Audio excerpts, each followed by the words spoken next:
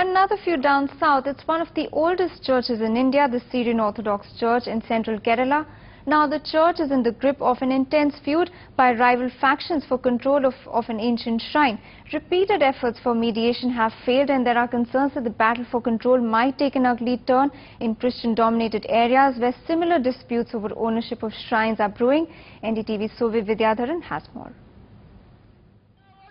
The fight between rival factions of the Malankara Orthodox Syrian Church now spilling onto the streets. The bone of contention, this ancient church in Kolancheri, which both the warring Orthodox and Jacobite factions claim is theirs. Fresh trouble began following a recent court order which handed over the control of the church to the Orthodox group. This is the 7th century St. Peter's Church for which two factions of the Malankara Church have been battling for control.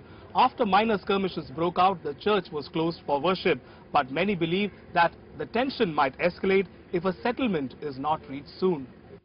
The Orthodox faction wants the government to implement the court order, but the Jacobite faction says they cannot be simply ousted from the church. There's a clear court verdict. If the government implements that verdict, the issue is completely over.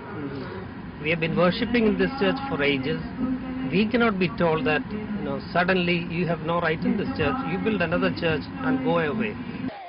There have been violent clashes between the two factions in the past, so police have been deployed in large numbers to prevent any violence this time.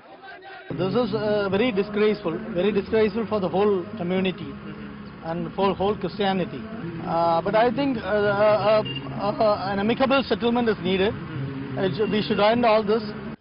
A mediation council of the High Court is now engaged in talks with the warring factions. As efforts are on to reach a settlement, Kerala's Christian heartland continues to be on the edge. In Kolancheri, Sovi Vidyadharan, NDTV.